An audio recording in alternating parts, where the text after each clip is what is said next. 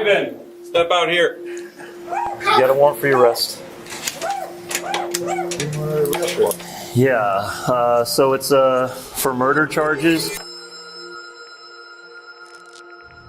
This is 60-year-old Eileen Gowan. She is briefly seen here leaving this apartment complex with a briefcase. This is the last time she would ever be seen alive. 911, what's the address of your emergency? So we're driving down the road to go shooting, and there is a dead body on the side of the road. Eileen's body would be found 13 days after the last time she was seen on CCTV. Police believe she was entangled in a deadly love triangle prior to her murder. But over the course of the next several months, this cold case would turn out to be far more complicated and even more disturbing than they could have ever imagined. When me and her broke up, she moved in with a guy, and he tried to mess with her. And all I know is his first name's Sam. They said we told her it was a bad deal with him. Because he's telling me if the cops get behind him, he's going to run into a tree. Turning westbound on 10-4, 166, be advised. It's their grandfather in the car, and he's called them saying that he's possibly going to try to crash the car.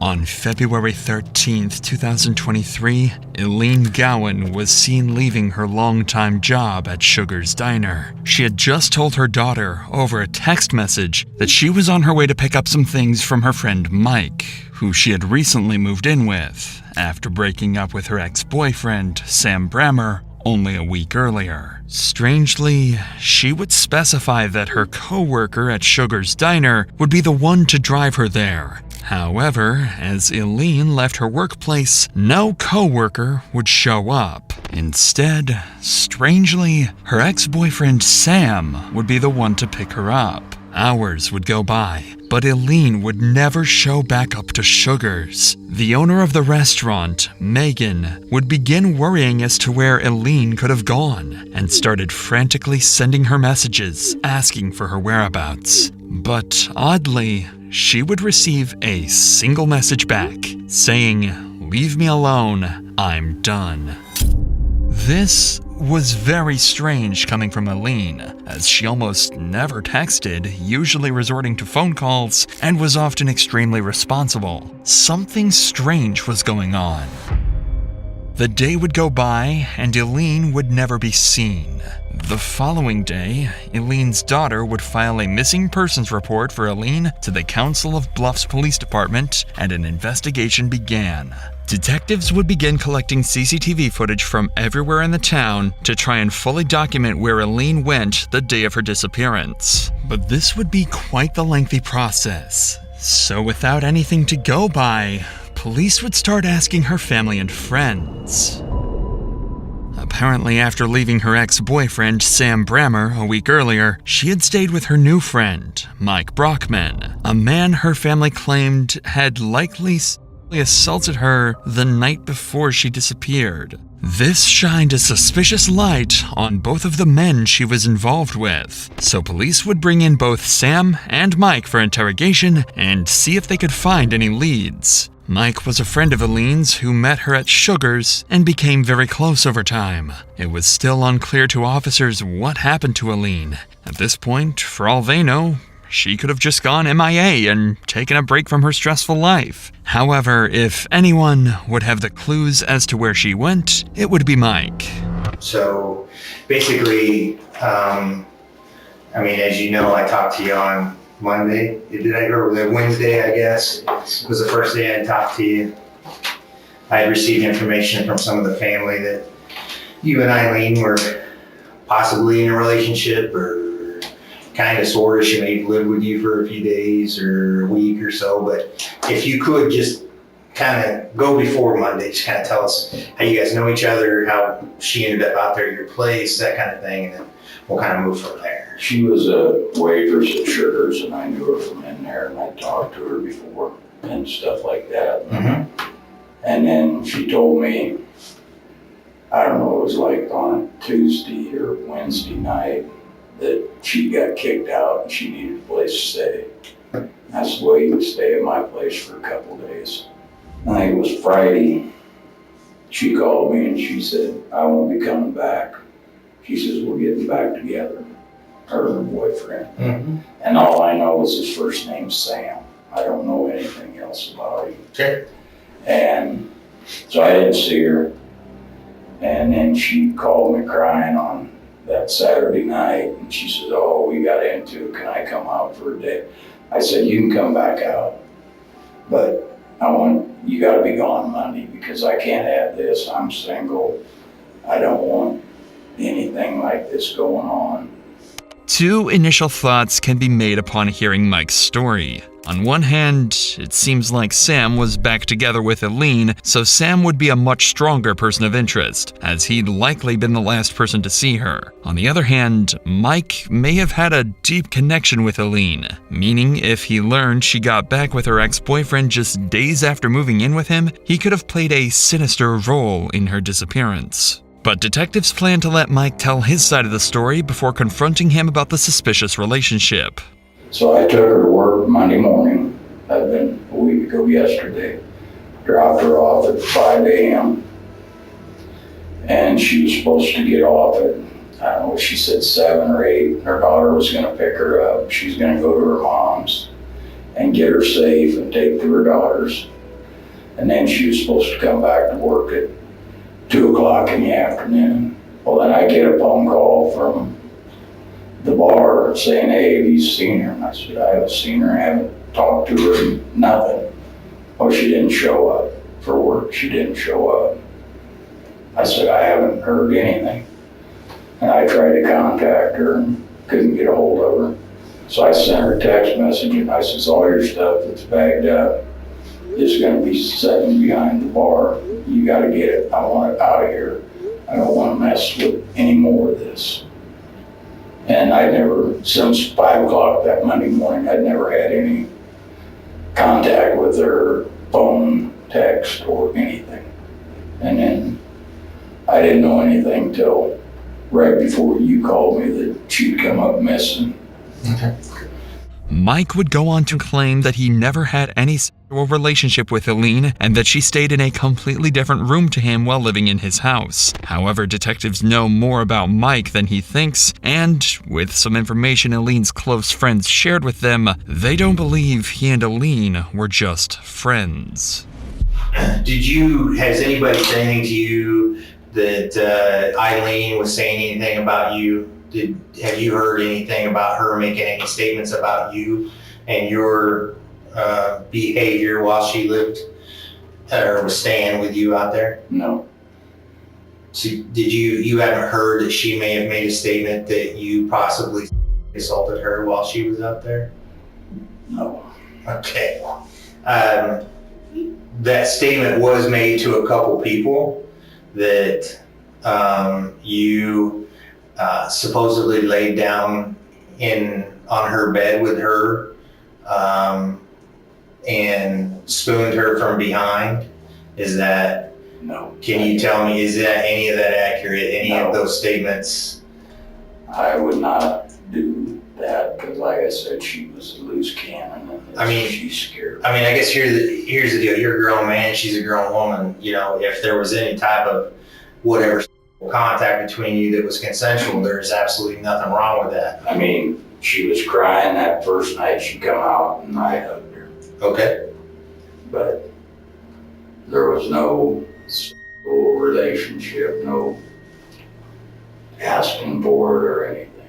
This information is, well, concerning, considering it would be unlike Eileen to make up blatant lies of this magnitude. However, with little to no evidence, other than a few rumors coming from her friends, police can't harp over these allegations and decide to wrap Mike's questioning up. At this point, Mike is still considered to have potential involvement in Eileen's disappearance, but with a lack of leads, they direct their attention to the only other potential suspect, Eileen's ex-boyfriend, Sam Brammer. We've already met Detective Dyer. Yeah, you get first names, but Yeah, this is Detective Dyer.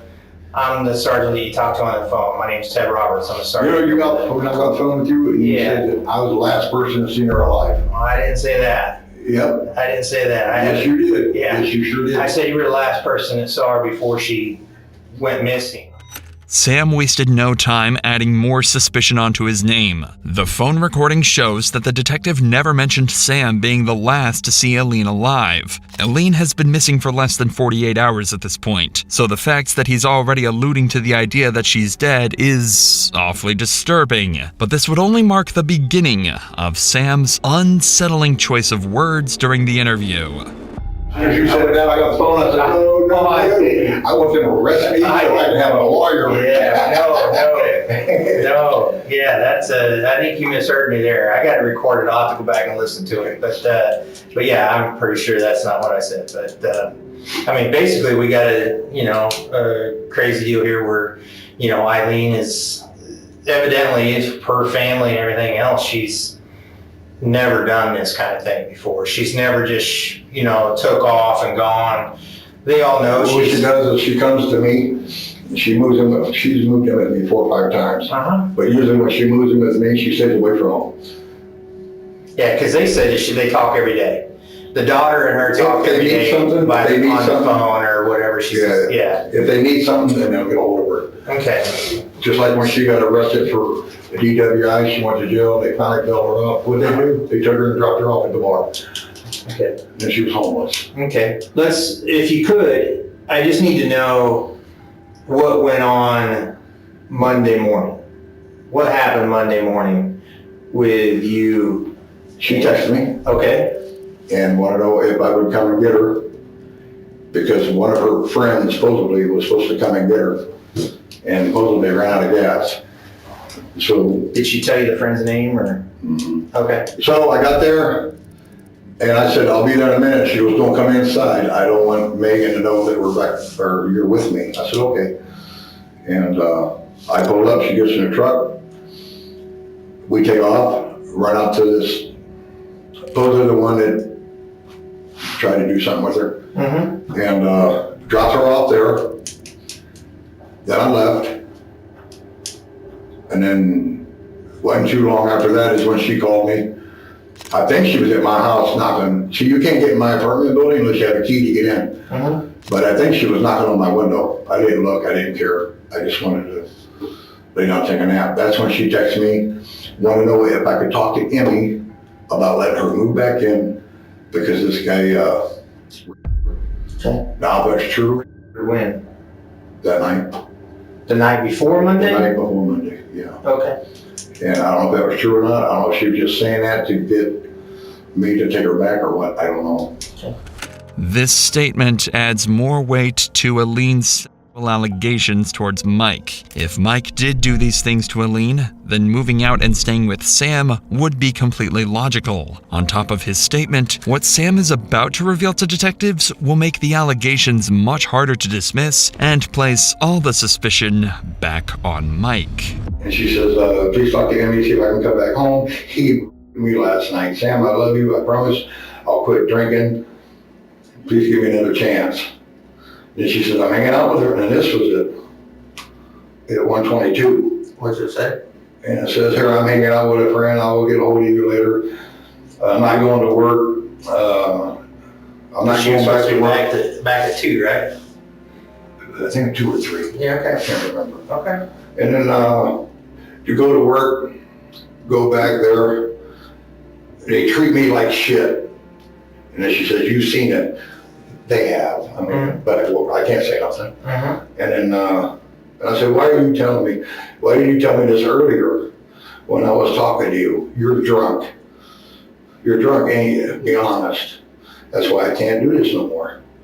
Please, do not call me no more, text me no more. I'll be friends with you at work. And that's why she got pissed off. Said, you.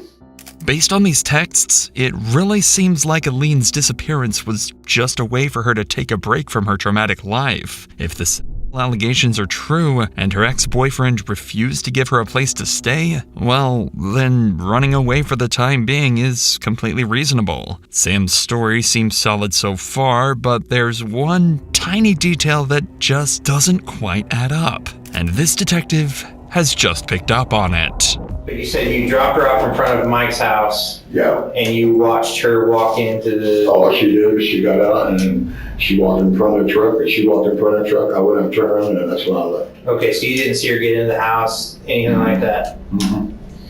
So if she had walked away from there, I mean, that's quite a ways away from your apartment complex. I wonder how she would have gotten to you. I told you some friend was supposed to come and pick her up.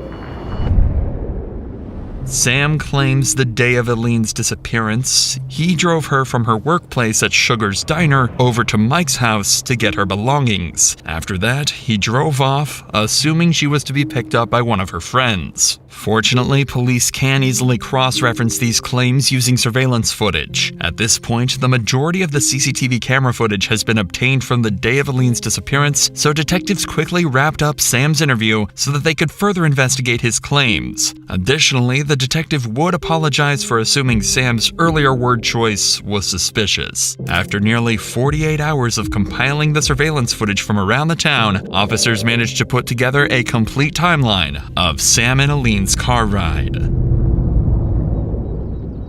At 8:30 a.m. on February 13th, Eileen would patiently wait at her work, Sugar's, for Sam to pick her up. Eileen needed a ride to go and purchase a new apartment since Mike had kicked her out.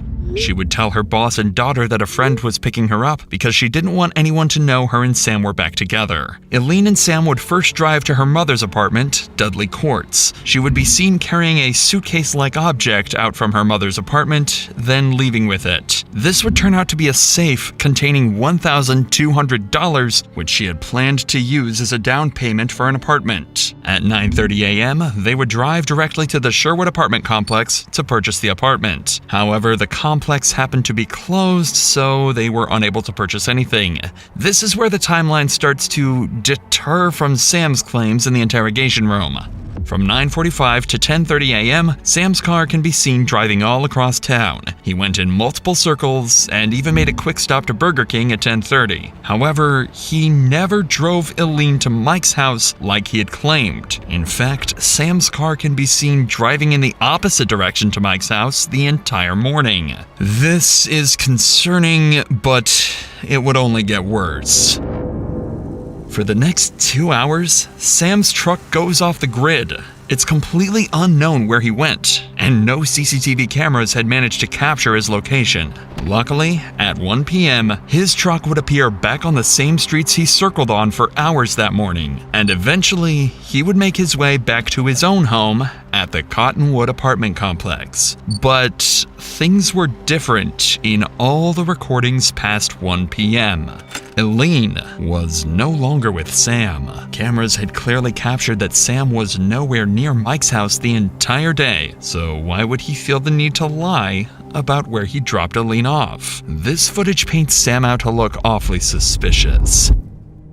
And while both Sam and Mike have some strong dirt to their name, Sam's clear lies convince officers to bring him back to the station the very next day, this time to confront him on his false alibis. Unbeknownst to detectives, this very interview would spark a months-long game of cat and mouse involving a high-speed pursuit, unsettling clues, and a chilling discovery. But before we get to that, let me tell you about today's sponsor, ShipStation. Every business owner knows the headache of juggling multiple shipping platforms and carriers, especially after the holidays. That's where ShipStation comes in. ShipStation brings order to the chaos by letting you manage all your shipments in one place. No more juggling between different platforms or losing track of orders. ShipStation's features guarantee you will always find the best prices across all major carriers. The intuitive dashboard puts everything at your fingertips, making order management simple and efficient. Businesses save up to 88% off of UPS, DHL Express, and USPS rates. The best part is ShipStation automates everything. Your shipping labels, tracking updates, carrier selection, and it integrates seamlessly with all your existing platforms. No matter how big your business grows, ShipStation grows with you. Calm the chaos of order fulfillment with the shipping software that delivers. Switch to ShipStation today. Go to ShipStation.com and use code INSANITY to sign up for your free trial. That's ShipStation.com, code INSANITY. With that said, let's get back to Sam Brammer, who had just been brought back to the interrogation room to explain the inconsistencies in his alibi. The other day when we were in here, you told me that you got a phone call from her and you went to pick her up from work. So if you could do me a favor and just kind of go through that timeline again. We know that it was somewhere right around at 8:30. So if you can just kind of go through that timeline again as far as... I'm not too sure on the time. Okay. But anyway, she texted me that morning, and I didn't text her back. I called her, and she wanted to know if I would come and get her, because some girl was supposed to pick her up, and she ran out of gas. So I went and picked her up, and she got in the truck. I left, and she wanted to talk to me about helping her get in the apartment, because she lived in the same apartment building I did, but she didn't pay her rent, so she got kicked out. So, but she didn't want to go home right away. So me and her just went right down Broadway, and then she wanted to stop at her mom's house. I stopped at her mom's house, and she was in there for, I don't know, 5 or 10 minutes. She come out of there, we got back in, and then we was going back down Broadway, just talking some more. And she promised me, she wanted me to drop her back off at his house. But she made me to promise I wouldn't do nothing to him, and I told her I promised. As a matter of fact, when we get there, you just get out, you walk in front of the truck, I'll go turn around and I'll leave. And she says, okay. Okay, so you went up there, you dropped her off, then what'd you do? And as soon as I pulled up, and she didn't want me to go in the driveway in case he was there. Okay. And she got out of the truck, and when she got out of the truck, she walked in front of the truck, and that's when I went straight, turned around and came back. Okay. And I hit straight home. So you went back down to the highway, went back down to Kingsville? You left her there? Huh? You left her there? Yeah. Or you... No, she got out of the truck. She didn't want me to come in. Just a second ago, you said she went in, grabbed clothes, came back out to your truck, and you guys left again. No. That was at her mom's house. Clearly, Sam is lying about where he was the day of Eileen's disappearance. The detectives know it, and it seems like Sam is starting to realize he won't be able to keep up his fake story for much longer. Even after being told that cameras show him nowhere near Mike's house the entire day, Sam insists on his story that he did in fact drop Eileen off at Mike's house. With this, the detectives would take a brief break from the room to watch the footage over again, just to triple check that Sam is 100% lying. And to nobody's surprise, the footage showed Sam on the opposite side of town during the time he claims to have been at Mike's. So when the detectives return to the interview room, they'll use this information to try and get Sam to own up to his lies. We got a small little snap here, right? We need to talk to you about, okay? So you said after you dropped her off, out there off of Highway 191 at that residence, you headed back to your apartment. We checked some of our cameras, okay? And we have a camera at 36th and Broadway. And we have your truck going westbound at 9:28 a.m. going to Omaha, okay? When you passed 36th and Broadway heading west. So you didn't go home, you went over to Omaha, it looks like. Do you remember what you did or who you saw? I don't remember going to Omaha. Where'd you go? I told you I went straight home. I don't remember going to Omaha. Well, the camera doesn't lie. It's your truck and it's your license plate number. Right. Okay. At 36th and Broadway at 9:28 a.m. Going west toward 480. And then 1 hour later, you're coming back from Omaha, and you're going eastbound, coming back into Counts Bluffs. 1 hour later. No, we're going to Omaha. Where'd you go? I went straight home. Sam is stuck at this point. No matter what information detectives reveal, he will not admit to anything. At this point in the interview, all Sam has left is to simply reject everything the detectives tell him. They know Sam isn't telling the truth, but why he's not telling the truth is what remains to be seen. However, with Sam seemingly uncooperative, all detectives can do is end the interview and let Sam back onto the streets, until more concrete evidence can prove he had more to do with Eileen's disappearance than he claims. But fortunately, letting Sam back onto the streets would lead them to the exact evidence that they were looking for. While law enforcement was working away at this case, another investigative group would be working in the dark. Eileen's family. Everyone held hope that Eileen was still alive, but with time passing, her family was demanding answers. Sam and Eileen had a long history of arguments, physical assault, and much more that the family was well aware of. They knew Sam had more information about Eileen's whereabouts than he had told them. So, to figure this out for themselves, Eileen's son, Jack, would show up to Sam's door that same night, and he would pound on the door, and upon opening, Jack would ask the simple question, "What the hell did you do to my mom?" In Jack's words, Sam stared at him as if he had seen a ghost and then shut the door in his face. Sam panicked. Whatever he did to Eileen, people were starting to catch on. Later that night, Sam would talk to his granddaughter, Emily, and would claim that he was going to harm himself so that he could go visit her deceased grandmother. This shocked Emily, as in her eyes, Eileen was still alive. Quickly, she would call 911 to report everything Sam had just told her, and shortly thereafter, police would locate a drunken Sam at his local bar. Hi, sir. How are you? Pretty good. Is this your vehicle? Yes. Hey, can I talk to you real quick? Yeah. Do you have any weapons or anything on here? No. Hey, we were called to check your welfare. Okay, I think you talked to your granddaughter earlier, and she was concerned about you, some of the statements that you made to her. I'm here for you, man. Tell me what's going on. Why are you feeling the way you're feeling?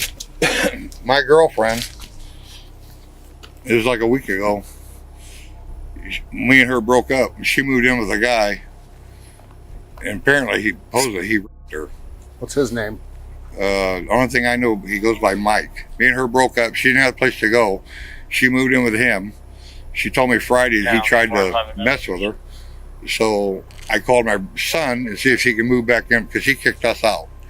So I called my son to see if she can move back in with her. And then I went to his house, got her stuff, took her to my son's.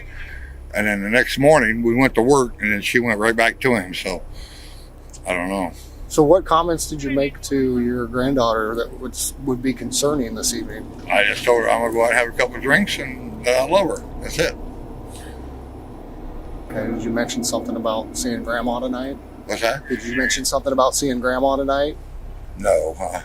I would like for you to talk to somebody tonight. I would like for you to talk to a medical professional. Okay, I don't want to have to drag you up to the hospital, but I most certainly will. I think based off of what the granddaughter has told us tonight, and kind of the... Oh, she call you? Yeah. Oh, shit. Yeah. Yeah, so... She was crying when we went and talked to her. I mean, she's... Oh, really? Yes. She was very emotional. Her best friend and aunt are currently at the apartment because of what you said. Wow. Based off of what they have told me tonight, I'm going to give you one of two options. You can go up willingly and talk to a medical professional tonight. Okay. Or I can take you up there and you'll stay there for 72 hours. Okay? I can't have my granddaughter come get me? No. Based off of what you've told us and what's going on in your life right now, yeah, you need to talk to somebody. I don't think that we will be doing our due diligence to do our job to make sure that you're not going to hurt yourself based off of what's going on with you and your girlfriend. Right. Okay? You need to talk to somebody tonight. Okay? And so the best course of action is to go up to the hospital, your choice, to go to talk to somebody about it tonight. Sam's mental state was clearly deteriorating. Whatever happened to Eileen, regardless of his involvement, was really getting to him. Following this, Sam would be placed in a psychiatric facility for the next 2 days, where he would undergo therapy and psychiatric care. During these 2 days, detectives would aim to gather more intel on the case, this time by interviewing the family of Eileen and Sam. They'd bring in both Justin Brammer, Sam's son, and Nicole Shipper, Eileen's daughter, and both of them would reveal significant details, crucial to solving the case. This is Detective Zach Milner. I just want to get as much history as you can tell me or talk to me about when it comes to your mom. What was their relationship like over there? Not a healthy one. Okay. What do you mean by that? He didn't like her drinking. He thought he could change her get her to stop drinking. I told him that he can't because she won't change for her kids. She's not going to change for a man. And he seemed to think that he could change her, so he kept trying with her, but there was things on his part and her part that were not healthy. They both had jealousy issues. He has a very short temper. And littlest things will set him off, and it's like ridiculous. When they were good, they were good. But when it was not, I was constantly in the middle of it because she's my mom and that's my boyfriend's dad. And They were good when they weren't drinking, especially when she wasn't drinking. She'd bicker, she'd argue, they start arguing, it just escalate. Next day they were fine. They go to bed angry. Mm-hmm. Did you ever see it get physical? No, never seen it physical. He told me she grabbed him by her neck a couple times, but that was about it. Okay. Why would he grab her by the neck? No, she grabbed him by the neck. Oh, okay. It seemed like Sam and Aline had a rocky relationship, but it rarely escalated to the point of violence. And if the fights did turn violent, it was Aline doing the physical harm to Sam. The week prior to last Monday, what was going on? they were separated. She called me before she went missing and telling me how she don't want to get back with him because she's tired of him throwing her out for little reasons. And she's sick of not being able to have a stable home because he just gets so mad at the smallest things and just kicks her out. Did Emily want her to go, or was it your dad that wanted him to go? Was it Sam? My dad. Okay. He'd take her back, he'd kick her back out, he'd bring her back, kick her back out. Told me you need to stop. I mean, you guys need to just separate. Go separate ways. Sam's family strongly suggests that Aline was in fact the troubled one in the relationship, and Sam tried over and over to cut her out of his life. This only perplexed detectives, and simply doesn't explain why Sam's been acting so strangely following Aline's disappearance.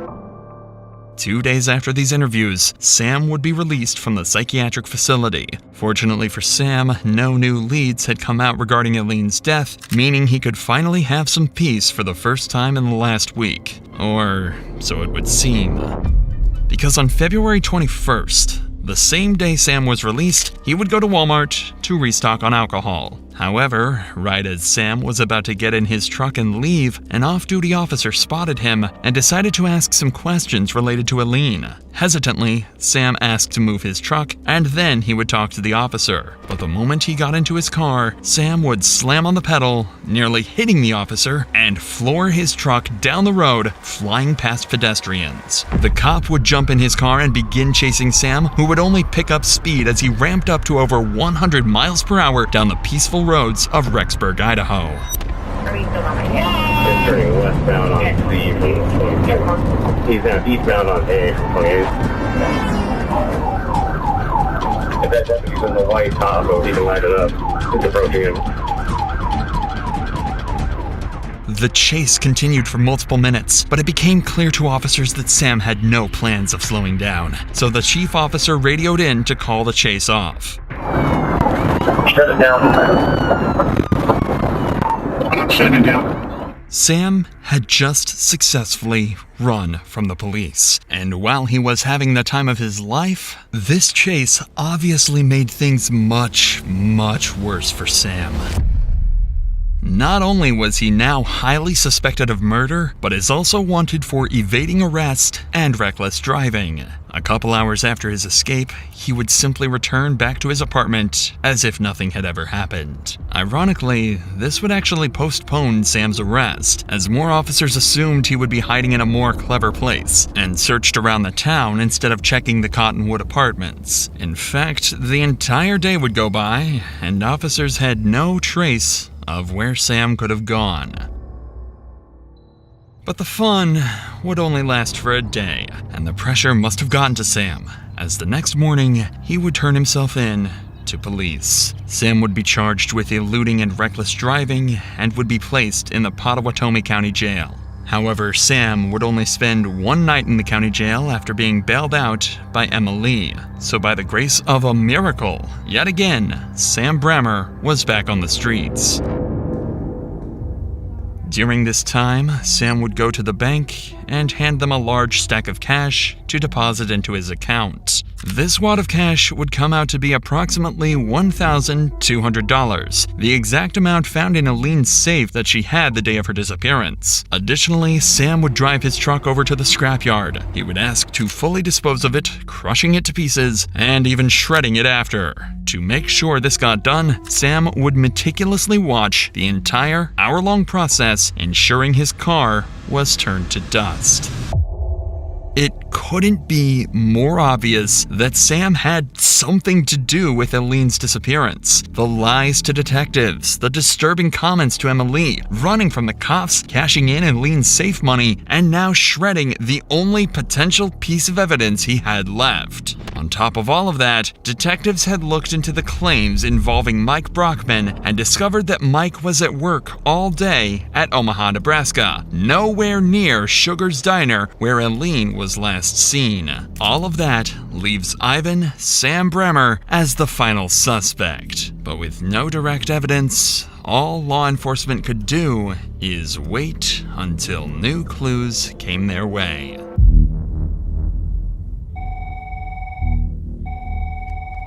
What's the address for your emergency? I don't really have an address. We're off the exit of Crete, Iowa, over by a public shooting area. What's going on? So we were driving down the road to go shooting or whatever, and there is a dead body on the side of the road. Male or female? It's female for sure. On February 26th, Eileen's body was found underneath a bridge just miles away from Sam's apartment. The body was unrecognizable, but the clothes matched the exact outfit Eileen was wearing the day she had disappeared. Someone had killed her. Medics would pronounce Eileen dead on the scene, and she would be taken to the hospital to get an autopsy done to determine her cause of death. But her results would come back strange. Eileen had 8 blunt force impacts to her head and a fractured front tooth. Well, gruesome. None of these injuries were sufficient to cause her to die, so her cause of death would be ruled as undetermined. Unfortunately for police, this meant they wouldn't be able to immediately charge Sam with murder. However, with all the sufficient evidence they'd gathered throughout the course of the investigation, they had enough to charge him with abuse of a corpse. Quickly, they'd receive an arrest warrant, and for the 4th time that month, officers would arrive at Sam's apartment, this time to finally seal his fate. Hello, good morning. We're looking for your grandfather. Is he here? Okay, just 1 second. Just go. Sam, right? He goes by Sam. Okay. Is there anybody else in there? No, just him. He's sleeping. Okay. Has he got any guns or anything like that? Okay. Well, he's got a warrant, so we need to talk to him. Just let that officer in. I'll be right there.